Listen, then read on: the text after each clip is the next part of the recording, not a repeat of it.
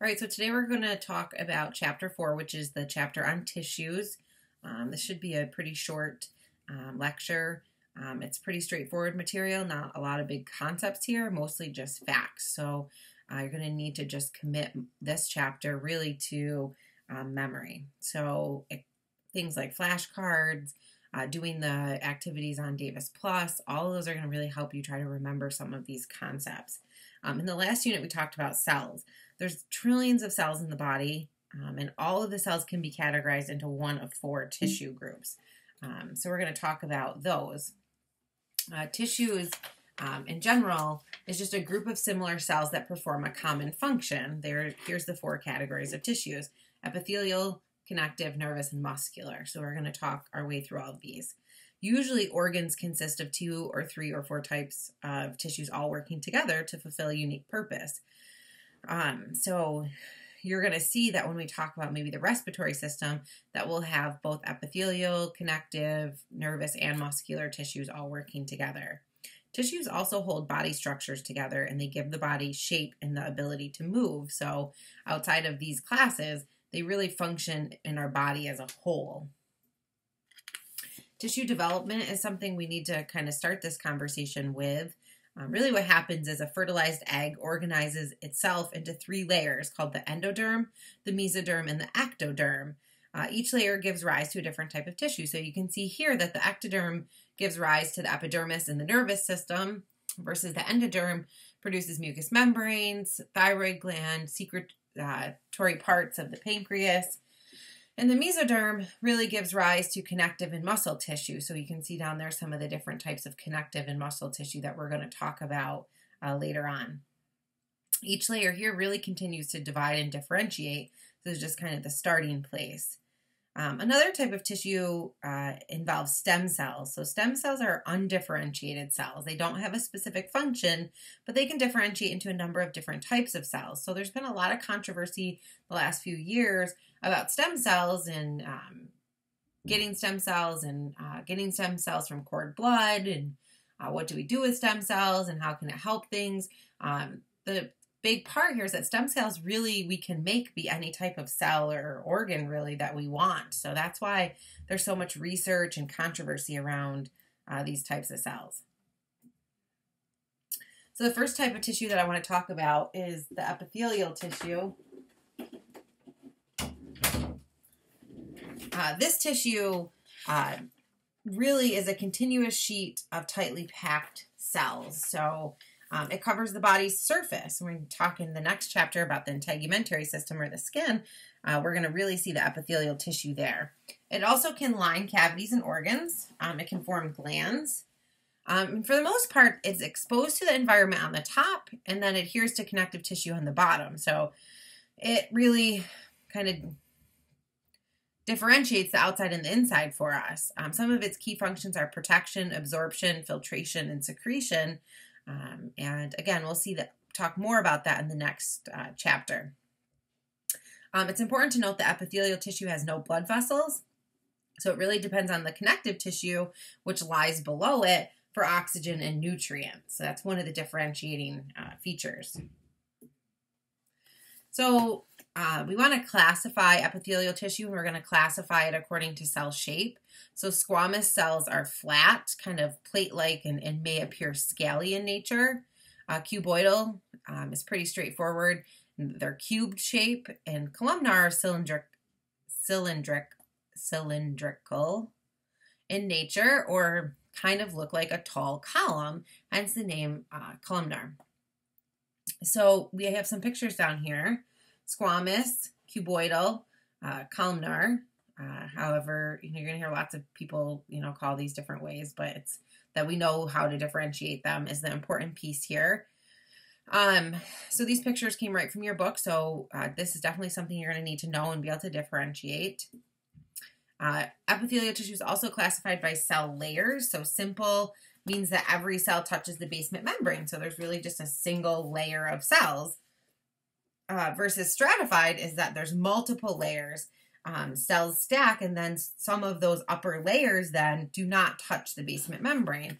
So if you look in your book, Page 59 really differentiates all of these, their function and their location. So I would spend some time there looking through that section of the book.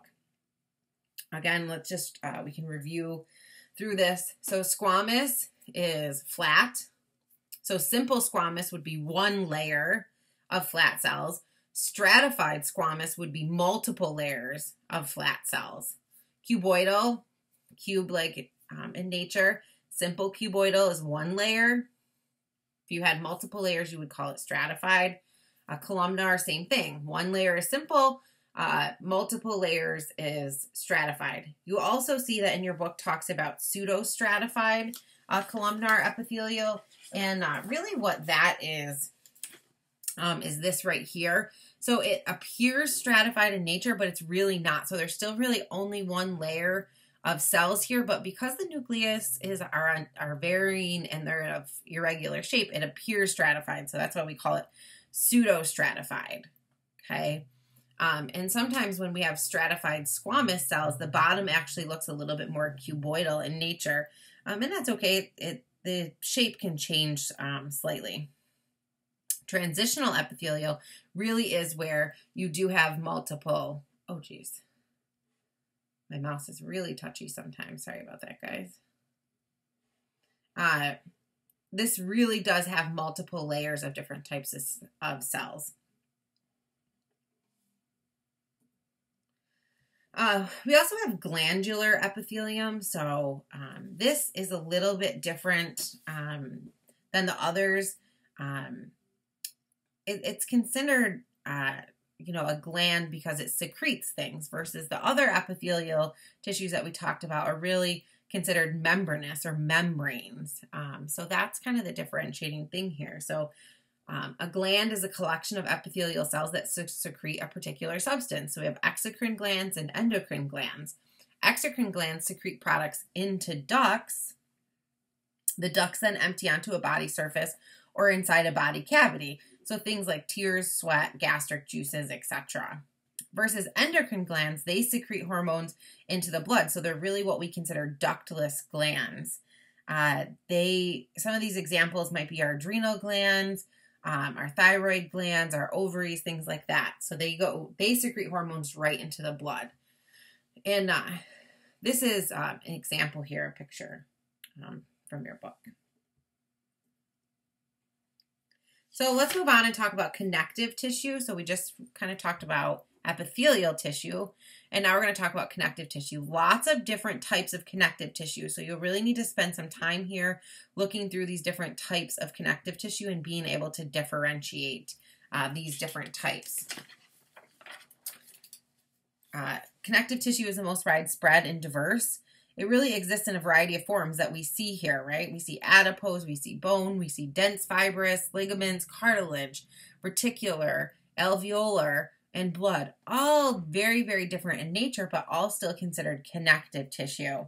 The overriding purpose of connective tissue is to connect the body together and to support, bind, or protect organs. So you can see that a lot of these things are happening here, and we're going to talk in more detail about each one of these. In connective tissue, the key component is the extracellular matrix. So it's the framework in which cells are embedded, contains protein, fibers, and fluid. And the fibers may be collagenous, reticular, or fibrous. And your book explains this in a little bit more detail, that the collagenous fibers, they're strong and flexible but resist stretching. These are the most abundant fibers. Reticular fibers, these occur in networks and support small structures such as capillaries and nerve fibers. Elastic fibers are made of a protein called elastin, and these fibers can stretch and recoil like a rubber band. So very different, okay? As is the extracellular matrix of all of these different types of connective tissue that we're going to talk about. For example, the matrix of blood is fluid with a lot of cells, but no real fibers, whereas the matrix of bone contains very few cells and many fibers because bone is very strong. Each type of fiber and tissue has different characteristics in that we really must kind of think about the most abundant protein in connective tissue is collagen. And what does that really mean to us, and what is collagen? Well, it's a protein that our body makes to help our different types of connective tissues function really the way that we want them to. Let's talk some more about these in particular. So the fibrous connective tissues, we have loose and dense.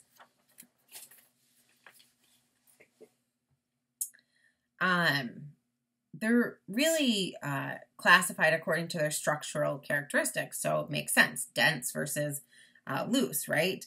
Our dense connective tissues are going to be have a really, really closely packed matrix with collagen fibers. These dense tissues form tendons and ligaments, so they're strong, but they're still stretchable. They do have a rich blood supply. Excuse me, I take that back. Your dense connective tissues do not have a rich blood supply. Dense connective tissues really have a very few blood vessels. So that's why injuries to tendons and ligaments actually heal quite slowly. You'll see people who have tore their ACL. That's a pretty common thing that you hear, especially sports injuries. And it takes them many, many, many months or even a year of rehabilitation to get that to heal correctly because we are not getting a lot of nutrients coming to that area. So we don't have a good healing time there. Dense connective tissues also form bands or sheets called fascia, and they bind together organs and muscles. So they kind of provide this protective capsule or sheath around the kidneys, spleens, and nerves. Loose connective tissue, on the other hand, is really the most widely distributed of all tissues. We have our areolar tissue, adipose tissue, and reticular tissue. And then we have cartilage, bone, and blood, which we're going to talk about. So our loose connective tissue, like I said, is areolar, adipose, and reticular. And the areolar tissue consists of collagen and elastin fibers in a soft gel-like matrix. So that's one of the differentiating factors. It connects many adjacent structures in the body, lies underneath almost all epithelia, and surrounds blood vessels, nerves, the esophagus, and the trachea. So again, this is going to be what's underneath most of our epithelial tissue. Adipose tissue is really dominated by fat cells, so it might also be called subcutaneous tissue if you hear that term, or when we start talking about medication administration, you'll hear us talk about subcutaneous administration. That would mean going into the adipose tissue. It forms supporting protective pads around the kidneys and various other structures. So it provides some protection for our organs that don't lie within the chest cavity and aren't protected maybe from our ribs. It acts as a storage place for excessive food, so excessive nutrients. We take in fat or we convert it to fat, and then we store it. And it helps to insulate the body to conserve body heat. So we probably all know a little bit about fatty tissue, and this is what it's truly called, so adipose tissue. Reticular tissue, on the other hand, consists of a loose network of reticular fibers and cells. It forms the framework of the spleen, lymph nodes, and bone marrow. Not as common. It's found a little less in our bodies. So you're going to hear much more about the areolar and the adipose tissue. The dense connective tissue, which I already said, forms tendons and ligaments, has very few blood cells, and forms fascia. We just kind of went through this on the slide before this, or 2 slides before this. But just a refresher, don't forget that means those very few blood vessels mean that it's going to take a long time for this type of tissue to heal. So injuries to tendons and ligaments tend to be a slow healing injury. Cartilage is composed of chondrocytes, which is a type of cell. It has a rubbery, flexible matrix. It contains no blood vessels. So it has to receive all of its oxygen and nutrients by diffusion from surrounding connective tissue, which again is slow and inefficient. Consequently, it heals slowly or not at all. So we've all probably know some cartilage in our bodies. The most common is the ear, and that's a type of elastic cartilage. We have hyaline cartilage. It's found at the end of movable joints. So where the ribs attach to the breastbone, the larynx, the supportive rings around the trachea, It also forms much of the fetal skeleton, which later develops into bone. So it's important that we have this here, provide some protection for our joints. Fibrocartilage forms the discs between vertebrae and in the knee because it resists compression. And absorbs shock. So again, this offers us a little bit of relief when it comes to just having our bones be bone on bone. So sometimes when people have issues with joints, it's because this cartilage is no longer there. So their bones are kind of rubbing bone on bone, and that's going to cause a lot of discomfort for them. So we can actually put in some kind of fake or synthetic cartilage to provide that same protection that we used to have. Bone is another connective tissue. We might not think about it as a connective tissue, but it really is. It really forms the skeleton of the body. We're going to talk about that in some upcoming chapters. It's called osseous tissue. It's composed of osteocytes, which are really just another fancy term for bone cells, in a matrix of collagen fibers and mineral salt crystals. That's really what creates the hardness to the bones. It serves as a storage site for calcium, so that's going to become important when we start talking about things like osteoporosis. If we don't have enough calcium, where do you think we're going to take it from? We're going to take it from where we're storing it, which is in the bone. And then some bones, some of our longer bones, actually contain red marrow that produces red blood cells. So they have another function on top of that. Bones also provide support for the body and offer protection for organs. And bone has a rich blood supply since some of the bone actually makes blood cells. It has this nice rich blood supply, so it does heal quickly. Doesn't mean overnight, but it's going to heal a little bit more quickly than tendons or ligaments will. Blood is also a connective tissue, which might surprise some of you because some people might not think of it as a tissue, but it really truly is. It's very unique among connective tissues because it exists as a fluid and has a liquid matrix, also known as plasma. So that's going to really differentiate this for you and hopefully make it a little bit more easy for you to remember. It contains no fibers, unlike other connective tissues. It's composed of various types of blood cells surrounded by this liquid matrix or plasma. And blood transports cells and dissolved substances from one part of the body to the other. So it's obviously very, very important for us. It's how we get oxygen to our tissues and how we get carbon dioxide to our lungs so that we can get rid of it since it's a waste product. So blood is very, very important for our body's ability to function. Next, we have nervous tissue. Nervous tissue is very, very specialized. It's really just found in relation to the brain, spinal cord, and nerves. Even though we have it throughout our body, serves a very specialized function. It has a high degree of excitability and conductivity, we call it, because it has to send stimuli to different parts of our body. We're going to talk about the nervous system in more detail in the upcoming weeks, but really what it does, very simple example is if you touch the hot stove, what happens next? Well, your hand jerks away. Before you could even have time to process the fact that your hand was hot, that just naturally happens because a signal went to your brain via your nervous tissue and told your muscle to contract and pull your hand away from that hot stove. So there's lots and lots of excitability and conductivity in these cells compared to other types of connective tissues. Really, nerve tissue consists of two types of cells. Neurons, which actually conduct the nervous impulses that I was talking about, and neuralgia, which protect and assist the neurons. We're going to talk mostly about the neurons. Each neuron has a large cell body called a soma, which you can see there. The soma contains the nucleus and the organelles. Extending from the soma are multiple short processes called dendrites.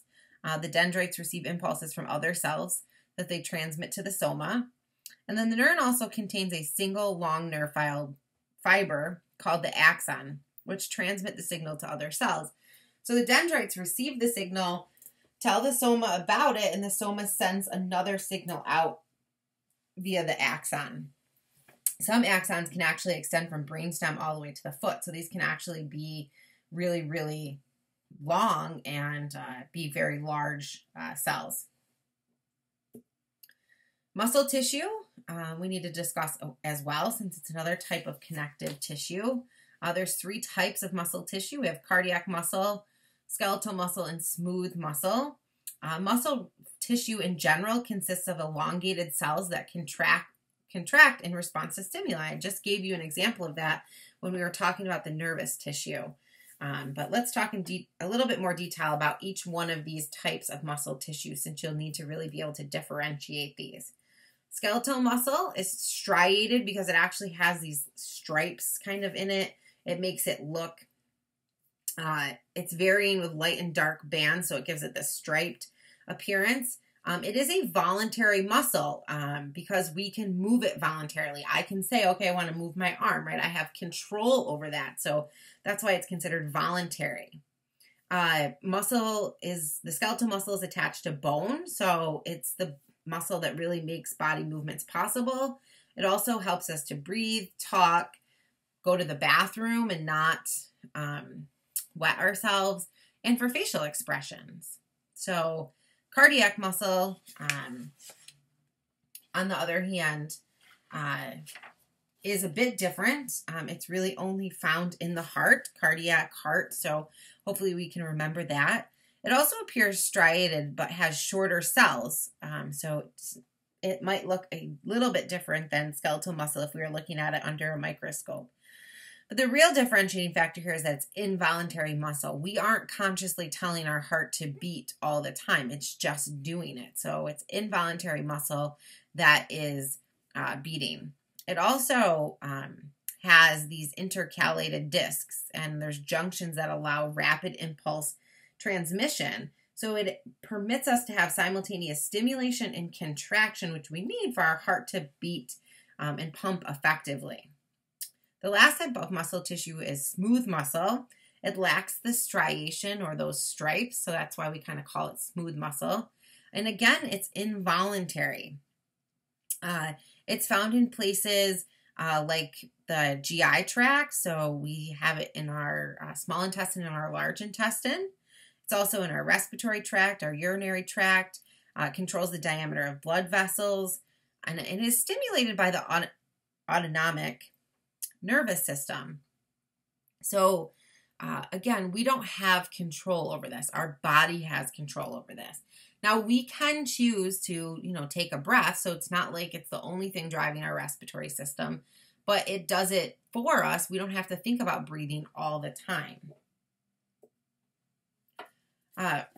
One last couple of things I want to talk about here is tissue repair. I want to show you a quick animation on tissue repair. It's really the only animation for this chapter, but it's important that we know a little bit about tissue repair because tissues are certainly going to be damaged. We've all had a cut or a scrape or anything like that, and we need to have the tissue repair. So there's a couple of ways that it can repair: regeneration or fibrosis. And regeneration is when damaged tissue cells are replaced with the same type of cells, resulting in a functional new tissue. Fibrosis, on the other hand, is when damaged tissue is replaced with scar tissue, and fibrosis does not restore normal function. So the skin or tissue may still look, like it's the same, but that scar tissue is actually not going to function the way that the original tissue did. So let's look at this animation quick.